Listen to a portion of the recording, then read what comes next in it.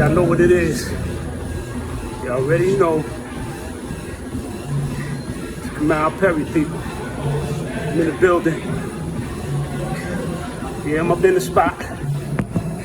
Ain't no tater tots and bonbons in here. As y'all can see,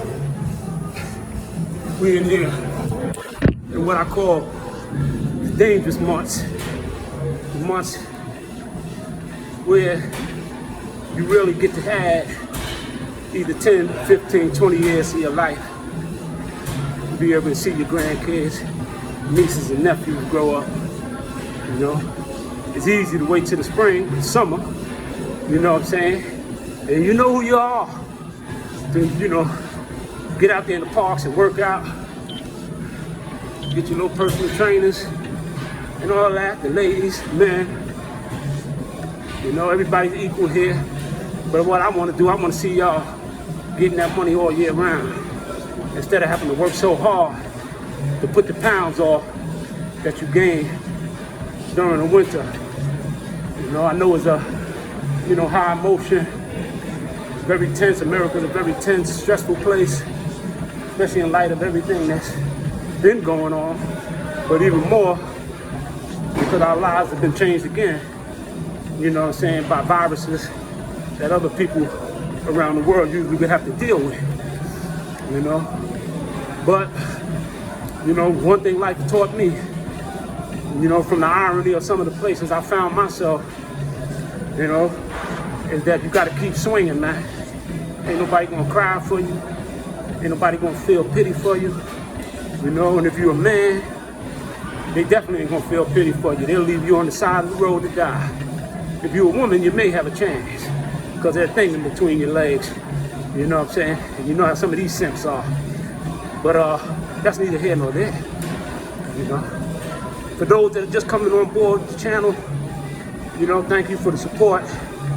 You know, thank you for the likes, subscribe. I'm still learning this YouTube game.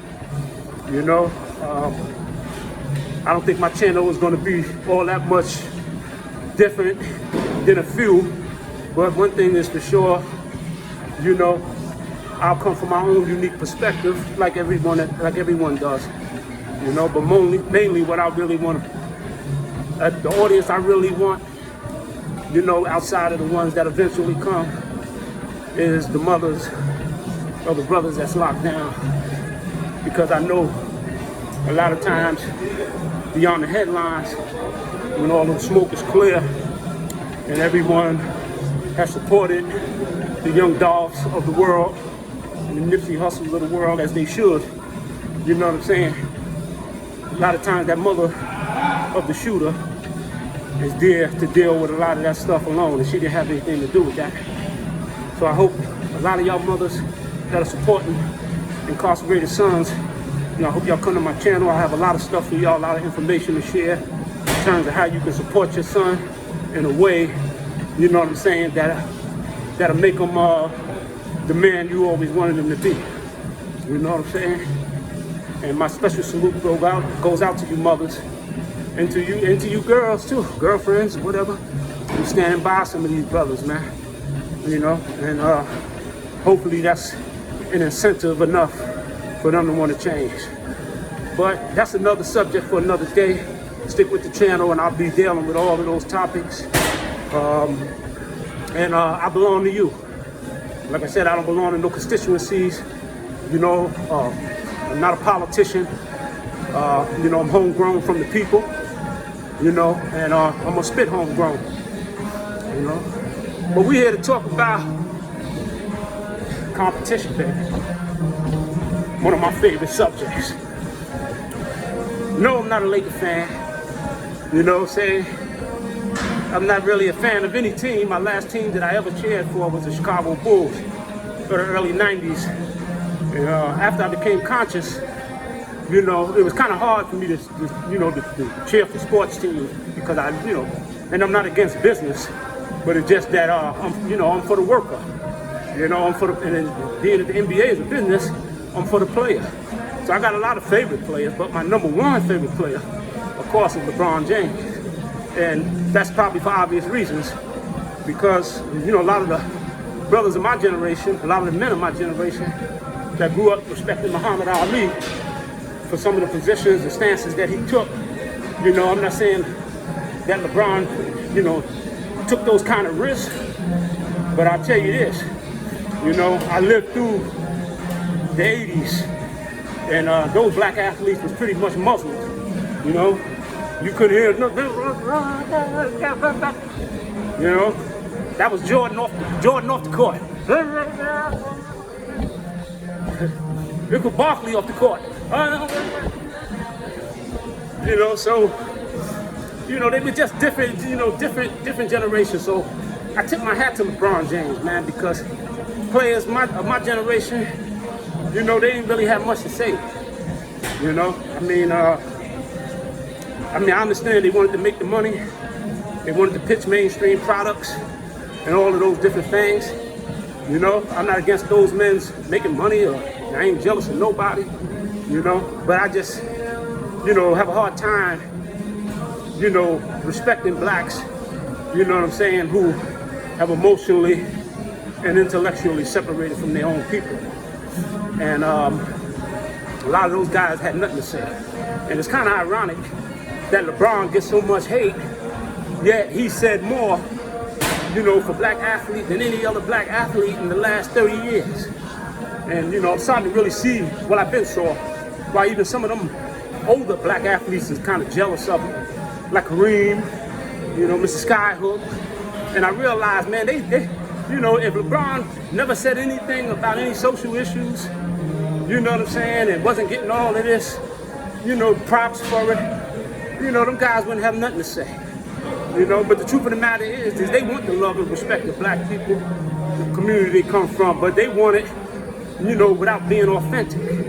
And, you know, you can never get it like that, you know, and bashing LeBron, and every time he says something, you know, they seem to have something to say. You know, they got more to say, you know, than anything that's truly controversial or politically controversial. You know, you don't really hear much from people like Kareem, you know, and I don't know why everybody think that he's some type of revolutionary rebel speaker, because they seen him with shades on back in the 60s standing next to Muhammad Ali at a press table, you know, in support. Shit, a beanpole could have did that, you know, but, you know, what really did he have to say about anything, you know, then and now, to be criticizing LeBron James? You know, and I understand, Kareem, you want to still be relevant, you know, but don't be relevant on the back of your brother. You lived through the 60s and went through the 60s, man. Ain't no excuse for you. Yeah, but let's talk about it, man. Yeah, to talk about one of my favorite subjects, man. You know what I'm saying? Competition. You know, let's face it. However you feel about it, it makes the world go round. You know, we live in a country whose system is built on competition, you know? So what is the debate? There is no debate as far as I'm concerned, because I have my own perspective as a ball player. You know, I'm not just a fan of this game, I played this game, you know, just like you did, you know? And I love this game, just like you did, you know? And I know enough about this game, you know what I'm saying, I feel, to have just as much of a valid opinion about what takes place in the sports world as any of them clowns on ESPN, you know, Max included, because I know he can't talk basketball with me, you know. I mean, boxing, yeah, you know a little something about that from hanging around ringside, you know what I'm saying, but, you know, everybody deserves an opinion, but one thing about me, I don't open my mouth unless I feel I have something to offer, you know what I'm saying, the conversation. LeBron and Jordan, who would have won in a head-to-head matchup? You know, maybe if you pick one game, who knows? You probably would pick Jordan. You know, if I was a gambling man, you know what I'm saying, one game for it all, I would have to go with Jordan. You know what I'm saying? And you know, one thing I don't do is I don't take a man props away, no matter, you know, whether how much I respect him or how much I really don't respect him. And on that ball court, there was none greater as far as I seen in my lifetime. You know what I'm saying? After that, then I would have to say LeBron. And LeBron is very, very close. Very close. It may be depending upon what side of the argument, and I'm talking about not just argument of favorites. I'm talking about a subjective argument based on skill, based on intangibles, you know what I'm saying, and based on overall team winning percentage and analytics. And I mess with the analytics a little bit. I don't go too crazy with the analytical stuff. That's for them nerds and geeks, that think that they can take the game and over-intellectualize it.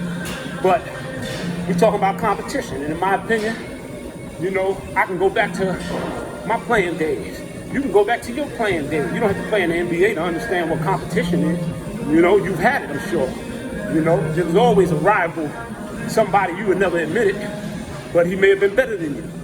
You know what I'm saying? Not by much, but better than you. And, you respected him. Maybe even admired him, you know what I'm saying, for how good he was, or how good she was, you know what I'm saying, and how great of a fierce competitor they was. So, I'm gonna tell you a short story about this cat out of Harlem named Ice. I haven't seen Ice in years. Last time I seen him was in Attica Yard. He was laying on the basketball court. If you remember this, Ice, hopefully you're still alive. Hopefully you're still alive, brother. If you are, hit me up. But he was laying on the basketball court. He was getting ready to go home, and he was reading a book, a novel or something. And I was asking him, he had got a little fat, and I asked him why he didn't, why he don't play no more. And and I was surprised, man, because this brother, loved the game just as much as I did. But prison is a funny place, a peculiar place, and people go through things, man. So it didn't surprise me that maybe he stopped playing and had other things on his mind. But in any event, when I went upstate to prison in 1991, I fell in Sing Sing. You'll see it on this channel underneath the Watchman Tower series, where I'll be going through it in a little bit more depth. But that was one of the first prisons that I had hit, and we had Richie the Animal Adams that was there. Richie, my boy Rich, shout out. I don't know if you're home or not, but shout out. Rucker Park played in UNLV in the early '80s. He was there in Sing Sing in '91. Ice, my boy Champagne from downtown Manhattan. That cat, man, you couldn't even leave Champagne open, man. That shit was water, straight money, cash register. Just a lot of great young talent that was in prison during that crack era. And like I probably mentioned it before, the average hustler back then was probably around 16, 17 years old, still in high school, maybe 9th grade. I know when I first started hustling, I was in 9th going to 10th grade, but by that time I had already dropped out. Matter of fact, I walked right out of basketball practice, mad at the coach. I was making about $1,000 a day selling drugs down in Bricktown. And, in my narrow-minded point of view about life, I really thought that was some money. And I really thought that I could stake my life and future in the streets. And, walked out of basketball practice, never looked back. Walked out of school that day too, I guess. Never looked back. And my whole life changed and went in a negative direction from there. So any youth, man, that's still in school, I'm not saying that they teach you everything that you should know, because they don't. But it's the only game in town as far as this social economy. And it's better to finish school than not. So stay in school, man. Ain't no future in the streets. So we talking about competition, but this cat Ice, not meaning to go off, he's a great player, man. And I got to Sing, everybody was talking about him. They even put his high score. I think he scored like 73 points in one game. They put it up in the rafters in the gym. And so when I got there, I was shooting around on the court, trying to make some sense of my surroundings, being in prison, what I'm saying, as pretty much I just turned 19, going on 20. And, you can imagine things I was feeling. Basketball was the last thing that was on my mind. But, at the same time, basketball You know, and I think you heard Jordan talk about it, how, you know, much of a reserved and spiritual place it is, particularly once you love the game and love to play the game. I don't care where you at. You know what I'm saying? If they got a basketball court, you know, and you a hooper, you're gonna gravitate to that court. You know what I'm saying? And but make a long story short, you know, I was shooting around on the court when I first got there, so you know, Sing Sing was one of them prisons. They were sports crazed too, and especially basketball crazed, as you know, black folk, we love some basketball. And so, you know, people seeing me handling the ball, and you know, I always had a crazy handle, this, that, and the other, boom, boom. So this cat named Charlie Rock from Harlem came over. Charlie Rock, hope you're still living, my brother. I ain't seen you in years. But Charlie Rock came over and was trying to get me to sign with his team that he had. He was coaching there. But the Twins out of the Bronx, you know, I think they was running with that, Pistol Pete and them cats, Sex Money Murder. Twins out of the Bronx, y'all probably know those cats. You know, good dudes. And well, one of them had a team, and I remember I signed with him, and you know, they was talking about Ice. You know, yo, he can handle Ice, and Ice this. And then, you know, people were saying, yo, man, he can't do nothing with Ice, man. And they was like, yo, you ever seen Ice play? I said, nah, man, I just got here, man. They said, but yo, he play tonight. Come on down to the gym. Well, that night, they let us out for recreation. I went down to the gym to check out this cat Ice out of Harlem that I heard so much about. And well, he was that deal. And a lot of players ain't gonna admit this, but sometimes there's a player that come along, man, that put a little fear in your belly. You know, and sometimes a little fear in the belly is not a bad thing. Well, Ice did that for me because he was such a great player. You know, similar to Kyrie Irving in terms of the angles that he took. And in a lot of ways, me and his game was almost like a mirror of each other. You know, like most New York point guards, we was jump shot challenged, but we had everything else. You know, great vision, flashy passes, you know, crazy handle. You know what I'm saying? You know, all of that. And speed, quickness, first step, and you know, could rebound remarkably well for our size too. But anyway, Ice turned out to be that real deal. But anyway, me and Ice obviously was on a collision course. Everybody wanted to see us play, in which we did. Ice elevated his game to a level that only my pride and confidence could, how could I say it, elevate me to that place that he brought me. You know, he wasn't missing, doing whatever it is that he wanted to do. And at the same time, you know, I played better than I ever played before because first of all, I didn't want to get embarrassed. You know what I'm saying? I didn't mind if he got 50 or 60 on me, you know, as long as I got 50 or 60. You know what I'm saying? Or at least something close to that. And both of us ended up finishing the game with about 30, 40 points or whatever. You know, something like. And but a lot of people I think were surprised that and my team won too. And a lot of people were surprised because I think that they didn't think that I would be able to match Ice's intensity. Ice was a very intense person. But I was able to match it. And I was able to sustain it.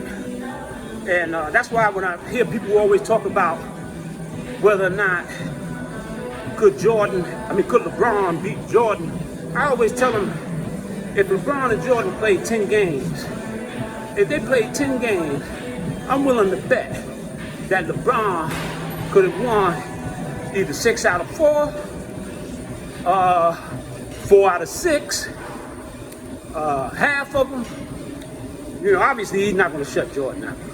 I think Jordan would have won maybe the first 3 or 4 before LeBron would have realized, what it is that he would have to do in order to have a chance against, a master like Jordan.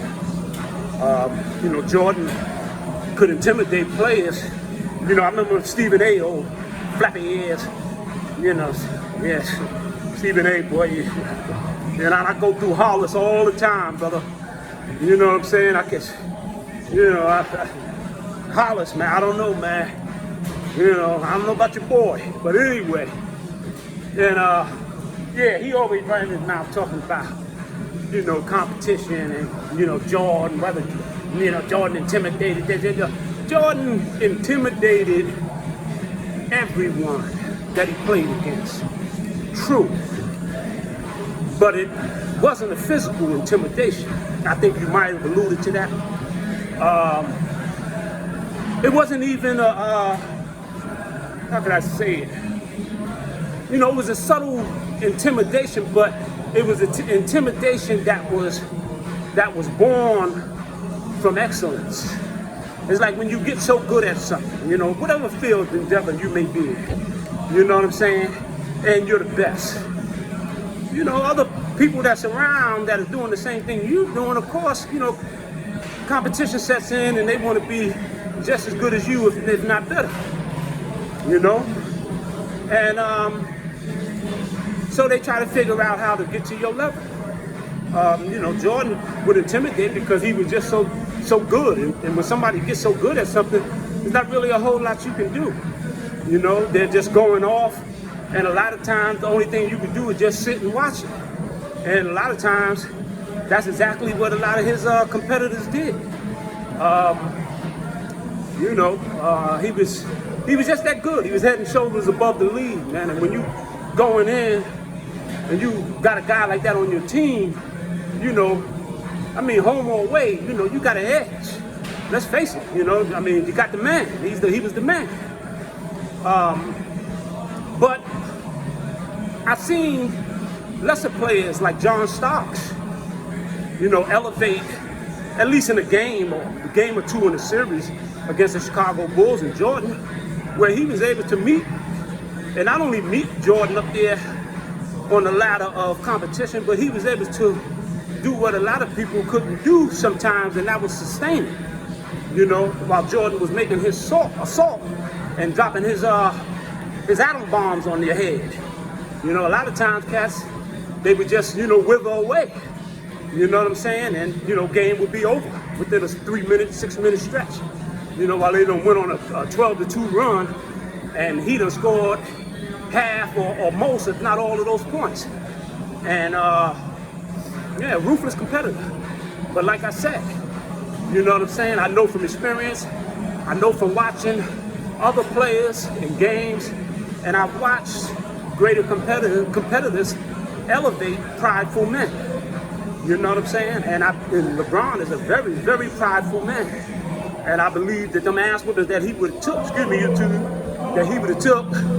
from Jordan early, you know what I'm saying? He would probably figured out that the reason why he's taking them, you know what I'm saying, is because, at the end of the day, you know what I'm saying, he has to be able to sustain the level of competition, you know what I'm saying, and the barometer, that in-game barometer in terms of competition that Jordan was setting.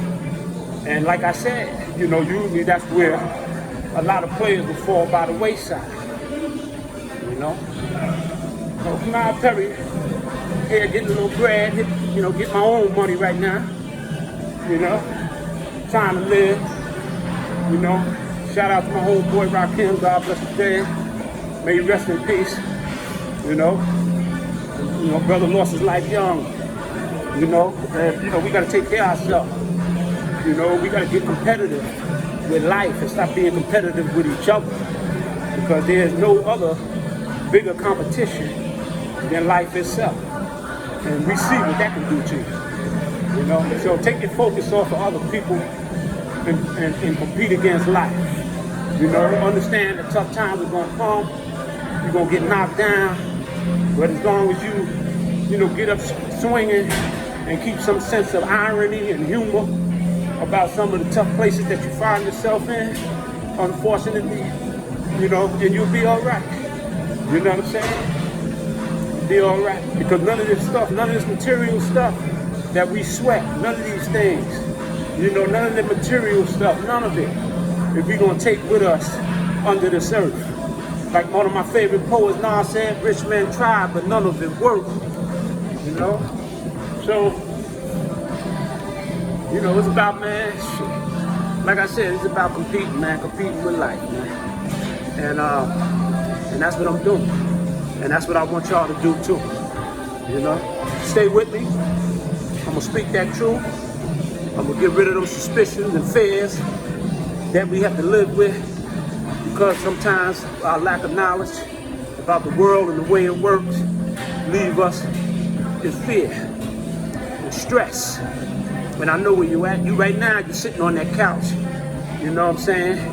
Or you're working, get home, and you're making excuses. There's no time to work out. I don't have time. Well, you got time in the summer, You got to find time in the winter. You only need 30 minutes, 30-minute program. 30-minute program for 10, 15, 20 more years of life. That's a cheap price to pay, for you competing with life, and that's what it is. Yeah, man. So that's what I'm talking about, competition, man. And, I believe LeBron would have had a chance. It would have been a hell of a thing to watch, to see whether or not he would have allowed Jordan's excellence, instead of being afraid of his excellence, allow his excellence to elevate himself and his own greatness.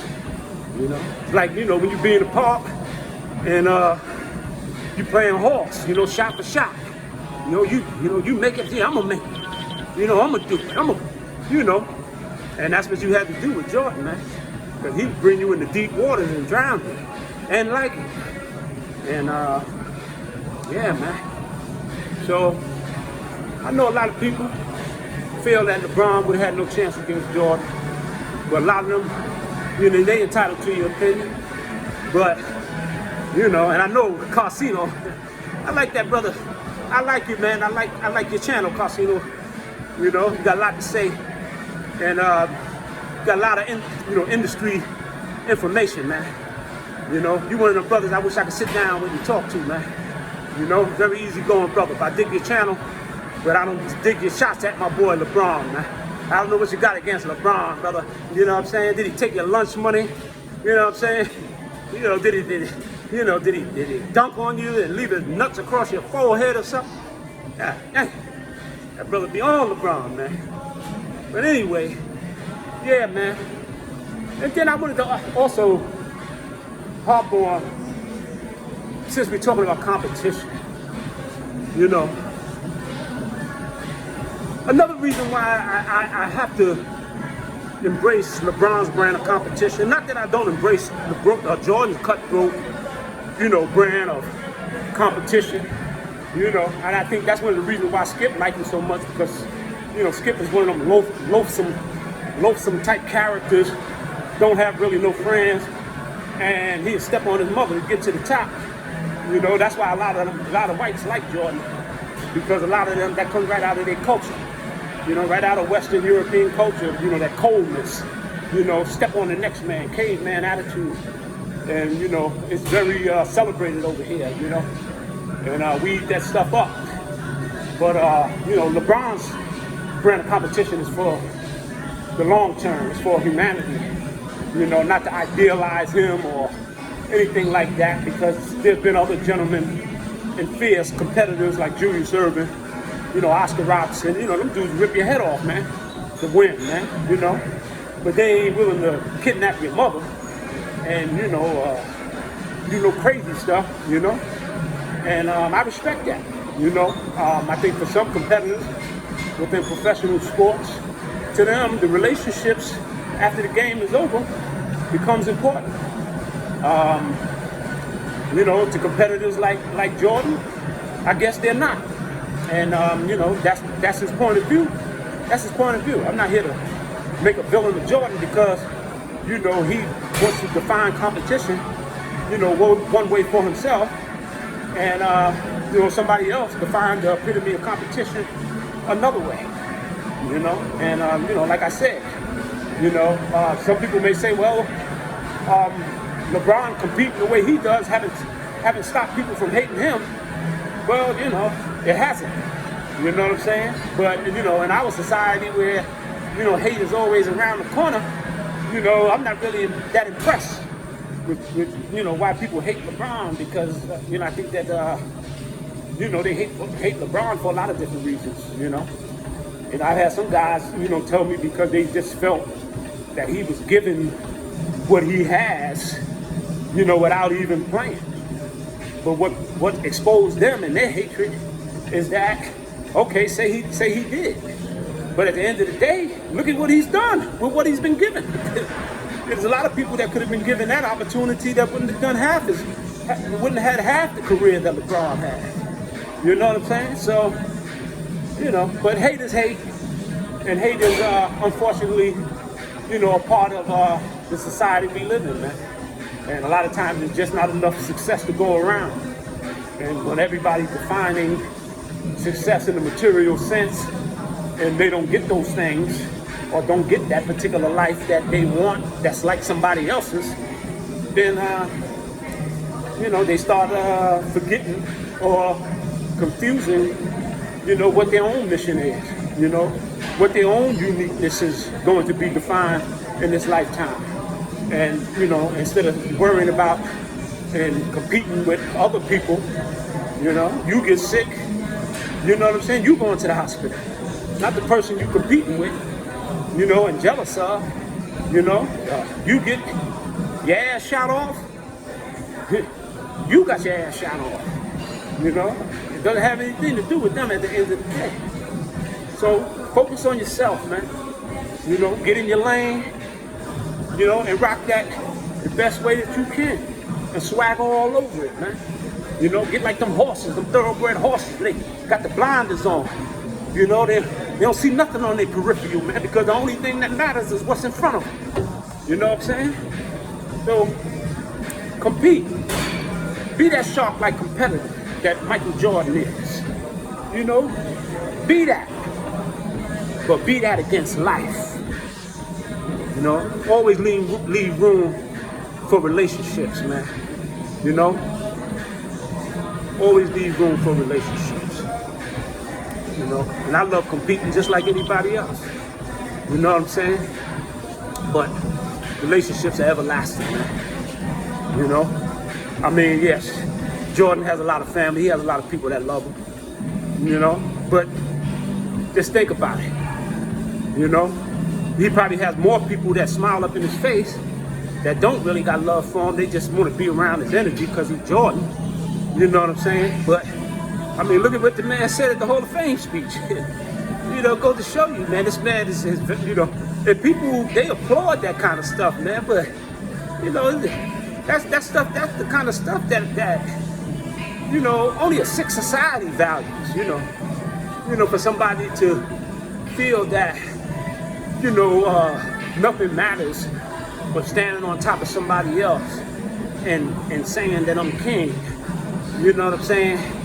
While another man is up under your feet. I don't respect that. I don't think God respects that. You know what I'm saying?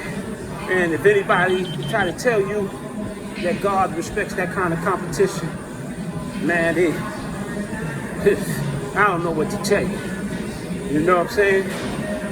But at the end of the day, you know what I'm saying? There's nothing wrong with a little competition. Live in a competitive society, competitive world. I get it. Allow your competitors to elevate you, man. Don't hate on them. You know what I'm saying? If you're flying high or she's flying high, then always remember you got wings too.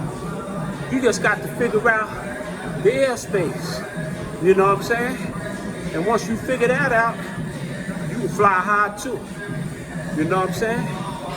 So, like I said, nobody really knows who would have won. in a head-to-head matchup. They can tell you who they think would have won, you know.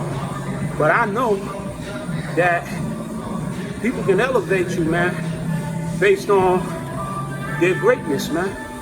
You know what I'm saying? You know, when them guys take to that NBA floor, you know what I'm saying?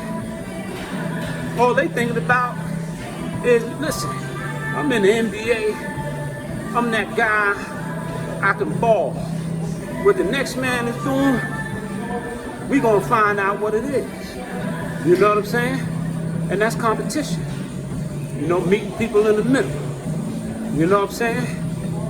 And seeing who is truly the best man or the best woman.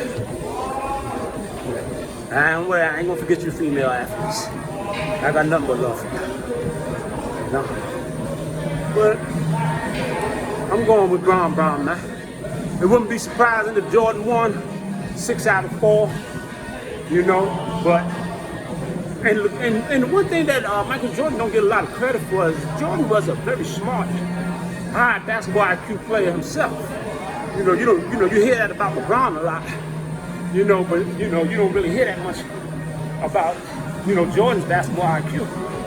But Jordan was a very smart player. Was he on the level of LeBron in terms of basketball IQ? I don't believe so. Absolutely not. And I think some of it has to do with memory. And, anytime you start calling out team plays, you know what I'm saying? And, you compiling that and compartmentalizing that and then having the wherewithal and the wisdom to use it, I mean, that's pretty special. And I watched Bronny play, and I'm impressed with his basketball IQ. You know what I'm saying? Very intelligent player. And I remember a couple of years ago, when he was younger than he is now, I was watching him play on the one of the games on the internet or whatever. And what impressed me the most, but not his handle and all the other stuff, he got that. Could shoot it, pass it, vision, this, that, and other. But, what impressed me was that, and I seen his father do it. He came down the court, and the way he had set up that three-point shooter in the corner, I know from playing ball, a lot of times when you see plays before they happen, you know what I'm saying, usually 8 out of the 10 players, including some of your own, don't even realize what's taking place. And to see him come down so coolly and so poised as a young player, you know what I'm saying, and whip a pass off his hip in the corner, in the deep corner to a shooter. High school players just don't make plays like that regularly. And very impressive, So, yeah, I'm looking forward to seeing them two in the NBA together, man. It's going to be a hell of a treat and something that I know LeBron is going to be proud of. You know what I'm saying? Yeah, man. But yeah, man, the competition, man, raw competition. Nothing wrong with it, man. But like I said, if competition is getting away in your relationships, you know what I'm saying, then maybe you need to ask yourself, you know what I'm saying, is what you're competing for really worth having? You know what I'm saying? To some, it is. And they're applauded for it. To others, it's not. And they're dogged for it. It's seen as something lesser, by men, who oftentimes sit behind a microphone and couldn't even carry these guys' lunch pail. They couldn't even, they could just, imagine Stephen A. Smith and them cats at ESPN. It must feel real good to be sitting there and criticizing those professionals, you know what I'm saying, and acting like as if, you have a right to. It must feel real good to do that, brother. You know what I'm saying? But you ain't them, man. And you'll never be them. And, I think that's what's really part of Stephen A. Smith's problem, unfortunately, is that disease, of self-hatred. And if that's so, brother, then that's something that you can cure you know, by going inside yourself, you know what I'm saying, and taking some self-inventory, you know, and maybe you might even appreciate, because I think you know, Stephen A. Smith, you know, like a lot of haters, you know, they like mutual admiration types, you know, they admire the people they hate and hate the people they admire, and you know, and I think that he respects LeBron greatly, you know, but, you know, I'm from New York, you know, from LI, right outside New York City. And we love our brothers from the boroughs, but we know how they are, man. And us New Yorkers, sometimes, man, we could be very arrogant. And it's, you know, that's why I'm not really no surprise that Stephen A. Smith, you know, out of all people, you know, could really have the kind of ego and arrogance that he has in the face of these pro athletes, you know, who he admires and respects, you know. But it's a shame. But don't stop me from enjoying the brother. You know, shout out to my boy LeBron. You know, keep being successful, brother. And all of y'all, man. You know what I'm saying? Like, like, subscribe, and share. It's Kamal Perry. Stay with me. Stay with me. Give y'all the truth. And I'm gonna keep it not only in the streets, but in the society. And this is arts, sports, and society. And I'm out. Oh, before I go, I have to give a shout out to brothers and sisters on lockdown. You know, some of us that made it on the other side, we ain't forget about y'all. We love y'all, hold your head up. And, you know, don't let nobody break you. Don't let that place break you. You know what I'm saying? As long as you're breathing, there's always hope. As long as you're breathing, there's always hope. You know, families of incarcerated, locked down people, black, white, Latino, whatever you are, you know, to those families, you know, I know, you know, what it takes from you to be able, you know, to go through those walls and go through those gates, to go see your loved ones. I know the kind of courage, you know, and love that you have to have for them to do that. And a special shout out to you, a salute to you.